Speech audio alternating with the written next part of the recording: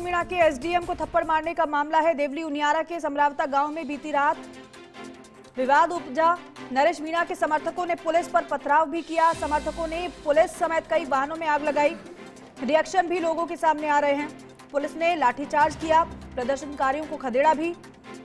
आंसू गैस के गोले भी छोड़े गए। ये दो तस्वीर आप देख रहे हैं। पथराव में कई पुलिस जवानों को चोटें भी आई हैं। पुलिस हिरासत से नरेश मीणा फरार चल रहा है। पुलिस ने भारी हंगामे के बीच नरेश मीणा को हिरासत में लिया था।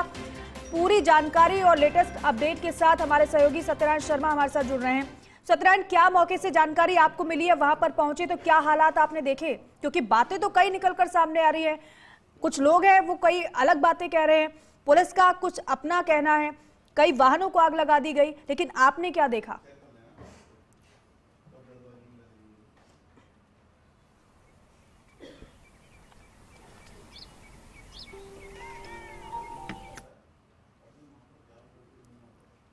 सत्यनारायण, मेरी आवाज मिल पा रही है आपको?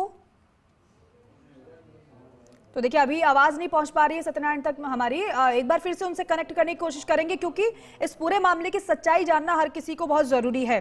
क्योंकि अफवाहें बहुत फैलाई जा रही हैं और पुलिस की कोशिश यही है कि अफवाहों पर ध्यान ना दे कोई, और साथ ही साथ शांति की अपील भी पुलिस की ओर से की जा रही है। खुद डॉक्टर किरोड़ीलाल मीणा ने भी सभी से शांति की अपील भी की, और फर्स्ट इंडिया भी लगातार इस पूरे घटनाक्रम के बाद से ही यही अपील कर रहा है सभी से कि आप शांति बनाए रखें, धैर्य बनाए रखें और स्थिति को नियंत्रण करने में सहायता प्रशासन की करें, क्योंकि स्थिति काबू में रखना बहुत जरूरी है। सत्यनारायण शर्मा हमारे सहयोगी हमारे साथ जुड़े हैं। सत्यनारायण, क्या जानकारी है आपके पास? क्या आपने देखा? कुछ नया अपडेट मिल रहा है क्या खबर पर?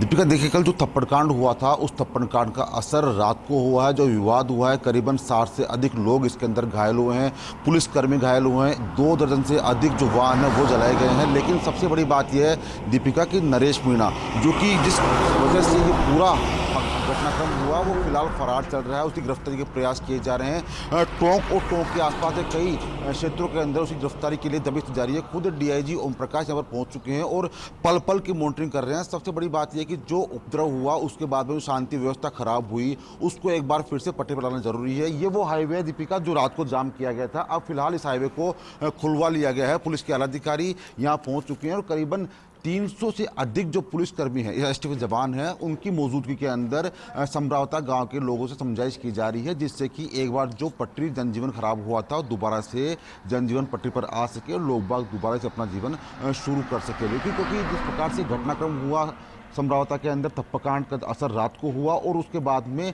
पुलिस ने डिटेन किया नरेश मीणा को, लेकिन नरेश मीणा के साथी उसको छुड़ाकर अपने साथ ले गए। यही कारण बना कि नरेश मीणा के समर्थक और पुलिस के बीच में 2 झड़प हुई। उस झड़प के अंदर करीबन 35 से अधिक पुलिसकर्मी घायल हुए हैं, 60 से अधिक जो लोग हैं समर्थक है वो घायल हुए। तो घायलों का इलाज भी करवाया गया। उसके बाद में शांति व्यवस्था बहाल करनी जरूरी थी। तो ऐसे में अब मौके पर शांति व्यवस्था के लिए खुद पुलिस के अधिकारी अपील कर रहे हैं, जिससे कि शांति व्यवस्था कायम हो सके और नरेश मीणा को गिरफ्तार किया जा सके। दीपिका, बिल्कुल सत्यनारायण, बेहद अहम ये जानकारी आप दे रहे हैं। लेकिन जरा ये बताइए कि क्योंकि हमने तस्वीरें भी देखी, वहां पर एसटीएफ के जवान भी थे, पुलिसकर्मी भी मौजूद थे और अतिरिक्त पुलिस का जाब्ता भी कहां से बुलाया गया यहां पर स्थिति को काबू करने के लिए?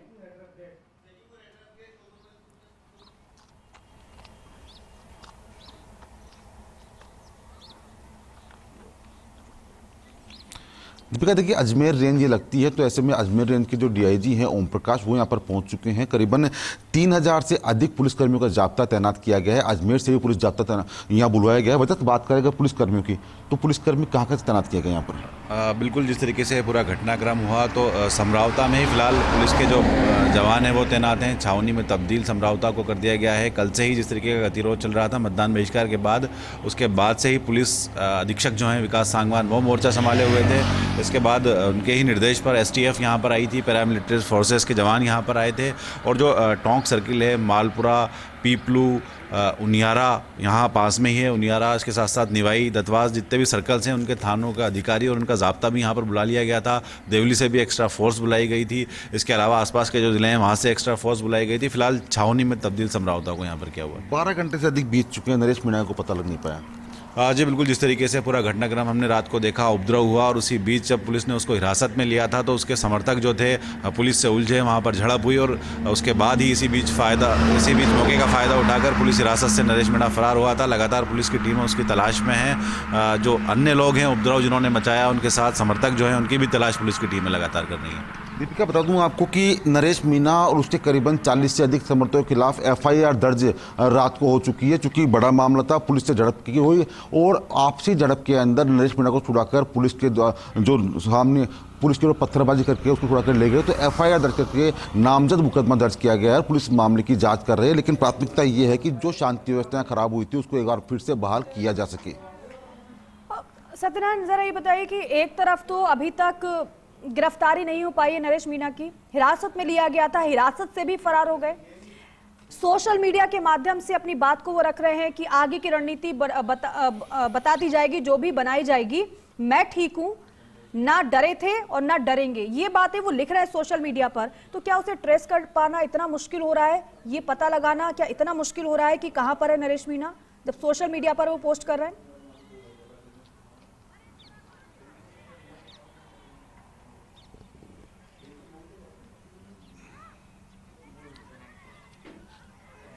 दीपिका, देखिए, नरेश मीणा क्योंकि युवा है, गर्म खून भी है, तो शायद वो जो घटनाक्रम हुआ उस घटनाक्रम के होने के बाद में लेकर जो विवाद उपजा है वो उसको नहीं देख पा रहे हैं। विवाद काफ़ी ज़्यादा था और ज़्यादा विवाद के बावजूद उन्होंने पुलिस के हाथों से बच कर दे वो यहाँ से फरार हुए। फरार होने के पश्चात उन्होंने जो ट्विटर किया सोशल मीडिया पे कि ना डरे हैं और ना डरेंगे, आगे की रणनीति जल्द बनाई जाएगी। तो कहीं ना कहीं एक युवाओं के अंदर वो युवाओं को अपनी तरफ आकर्षित करना चाहते हैं और यही कारण है कि युवा उनकी तरफ काफ़ी ज़्यादा है टोंक के अंदर। और इसीलिए जब पुलिस ने नरेश मीणा को डिटेन किया था तो उसके बाद में युवा एकत्रित हुए और नरेश मीणा को अपने साथ वो वहाँ से ले गए। लेकिन पुलिस ने इस पूरे प्रकरण के अंदर 3 से अधिक मामले दर्ज किए गए हैं और करीबन 60 से अधिक जो नरेश मीणा के समर्थक हैं उनको गिरफ्तार किया गया है। पूरे प्रकरण को देखें अगर दीपिका, तो पूरे प्रकरण के अंदर कई पुलिस के वाहनों को आग लगाई गई, राजकार्य में बाधा डाली गई और साथ साथ पुलिस के जवानों को खतरा पहुंचाया गया। कई पुलिस के जवान ऐसे भी जिनका इलाज अभी भी अस्पताल में जारी है। तो माना जा रहा है कि आज का दिन पुलिस के लिए काफी चुनौती भरा है, चूंकि एक तरफ नरेश मीणा की गिरफ्तारी होना जरूरी है,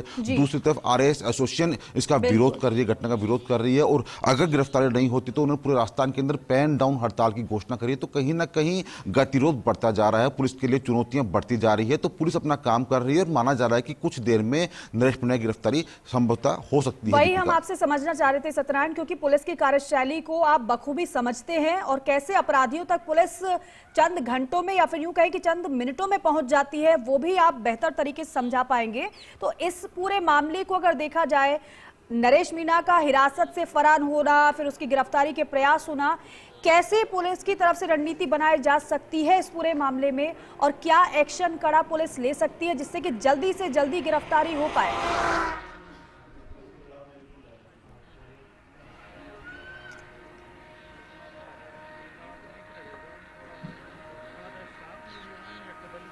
दीपिका, देखिए, चूंकि नरेश मीणा जब फरार हुआ था तो उस समय रात का समय था, अंधेरे का वक्त था और उपद्रव हो गया था। तो ऐसे में पुलिस के सामने दोहरी भूमिका थी। एक तरफ उस उपद्रव को शांत करना, जहां पर तमाम गांव वाले रहते हैं, लोग पत्थर फेंक रहे थे, आगजनी हो रही थी, तो एक तरफ उसको रोकना और साथ साथ नरेश मीणा को गिरफ्तार करना। लेकिन प्राथमिकता ये थी कि मौके पर जो तनाव फैला है, तनाव उपजा है, विवाद उपजा है, उसको शांत करवाया जाए। तो पुलिस ने पहले अपना वो धर्म निभाया, पुलिस ने अपनी वो ड्यूटी करी कि हाँ, पहले हमको तनाव खत्म करना है, क्योंकि यहाँ पर जान माल के नुकसान हो सकता है। तो पुलिस ने पहले वो किया जो उसको जरूरी लगा। अब जब वहां पर शांति हो चुकी है, पूरी जो हालत है वो पुलिस के कंट्रोल में, तो अब नरेश मीणा की तलाश की जा रही है। करीबन 10 से अधिक टीमों का गठन किया गया है जिससे कि नरेश मीणा को गिरफ्तार किया जा सके। दोनों ही मामलों को लेकर करीबन 10 से अधिक जो टीमें हैं वो लगातार अपने अपने स्थानों पर तैनात है। नरेश मीणा को एक्सपर्ट की मदद से उसको तलाश की जा रही है। जिस मोबाइल से उसने ट्वीट किया है उस मोबाइल की लोकेशन ली जा रही है, उसको ट्रेस आउट करने का प्रयास किया जा रहा है जिससे कि उसको गिरफ्तार किया जा सके और जो विवाद उपजा है उस विवाद को दोबारा से शांत किया जा सके। आप ये कह रहे हैं कि साइबर टीम की भी सहायता इस पूरे मामले में ली जा रही है नरेश मीणा तक पहुंचने के लिए, लेकिन दूसरी तरफ सत्यनारायण, क्योंकि जिस हाईवे को जाम किया गया था वहां पर एक बार फिर से यातायात सुचारू हो चुका है, वो तस्वीरें आप दिखा रहे हैं। लेकिन अगर गांव की बात करें, गांव में हालातों को लेकर कुछ अपडेट मिल रहा है कि अभी वहां पर कैसी स्थिति बनी हुई है? क्योंकि माना तो ये जा रहा है, क्योंकि इससे थोड़ी देर पहले वजाहत बता रहे थे कि शांतिपूर्ण स्थिति है, लेकिन फिर भी बड़ी संख्या में पुलिस का जाब्ता वहां पर तैनात है।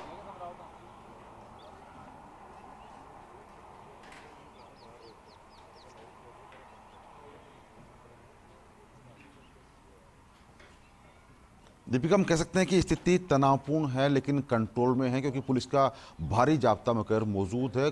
समर्थकों चाहे ग्रामीण वासियों जानते हैं कि अब क्योंकि सुबह का सूरज उग चुका है, अगर अब कुछ गलती करी तो पुलिस अपना एक्शन जरूर करेगी। 60 से अधिक व्यक्तियों को गिरफ्तार किया गया है और अब चुन चुन कर, यानी कि रात को जो वीडियो सामने आए हैं, जिन लोगों ने पत्थरबाजी की है, जिन लोगों ने वाहनों को आग लगाई है, जिन लोगों ने पुलिस पर हमला किया है, उनको चयनित किया जा रहा है, उसको चिन्हित किया जा रहा है। चिन्हित करने के पश्चात की गिरफ्तारी की जाएगी। 10 से अधिक टीमें इसीलिए बनाई गई है दीपिका कि कुछ टीमें नरेश मीणा है उसकी तलाश करे, कुछ टीमें गांव के अंदर रह के गांववासियों को समझाए, कुछ टीमें जो रात को समाज कंटक थे जिन्होंने पुलिस के ऊपर हमला किया, पुलिस के वाहनों को आग लगाई, उनकी तलाश करे। तो 3 टीमें अपने हिसाब से काम कर रही है। माना जा रहा है कि करीबन 2 घंटे बाद इसका जो नतीजा है वो हमको देखने को मिलेगा। या तो नरेश मीणा गिरफ्तार हो चुका होगा या फिर वो खुद ही सरेंडर कर देगा, क्योंकि जिस प्रकार का विवाद यहाँ पर उपजाए ऐसे में नरेश मीणा की गिरफ्तारी होना काफी जरूरी है दीपिका। दूसरी तरफ आरएएस एसोसिएशन का जो भारी विरोध है उसको भी देखना होगा। तो पुलिस के लिए दोहरी भूमिका, दोहरी चुनौती है आज कि किस प्रकार से आज का दिन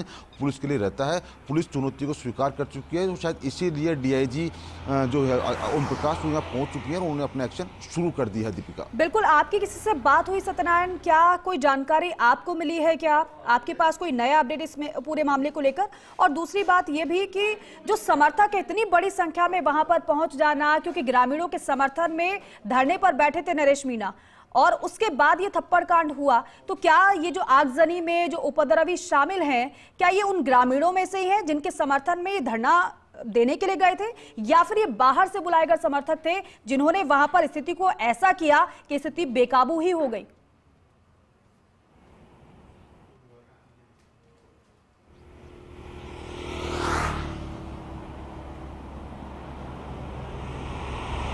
दीपिका, देखिए जो समर्थक थे वो वहीं के गांव के रहने वाले हैं, उन्हीं गांवों के आसपास के जो दूर दराज झाड़ियां हैं उनके रहने वाले हैं। नरेश मीणा के समर्थक थे। उनका साफ कहना था कि किसी भी सूरत के अंदर पुलिस नरेश मीणा को गिरफ्तार नहीं कर सकती, लेकिन जैसे ही पुलिस ने नरेश मीणा को डिटेन किया, उन्हें हिरासत में लिया, तो उसी दौरान समर्थकों ने हंगामा किया और पुलिस के हाथ से नरेश मीणा को छुड़ाकर वो अपने साथ ले गए। फिलहाल जो हाईवे था जो रात को जाम कर दिया गया था, उस हाईवे पर एक बार फिर से यातायात सुचारू करा दिया गया दीपिका, और वाहन आराम से आ भी रहे हैं, जा भी रहे हैं। पुलिस का जो बड़ा जाब्ता है, करीबन 3000 से अधिक की जो फोर्स है वो मौके पर तैनात कर दी गई है, जिससे कि एक बार फिर से शांति व्यवस्था को कायम किया जा सके और जो स्थिति खराब हुई थी उसको सुधार किया जा सके। 10 से अधिक टीमें लगातार प्रयास कर रही है। नरेश मीणा को गिरफ्तार किया जाएगा, साथ साथ जो ग्रामीण है उनको समझाया जाएगा, और इसके अलावा जो समाज कंटक है जिन्होंने रात को इस प्रकार की घटना को अंजाम दिया, जिन्होंने गाड़ियों में तोड़फोड़ की, जिन्होंने पुलिस के वाहनों में आग लगाई, जिन्होंने पुलिस के ऊपर हमला किया, उनको चिन्हित करने के पश्चात उनको गिरफ्तार किया जाएगा, जिससे कि एक बार फिर से यहाँ पर शांति व्यवस्था बहाल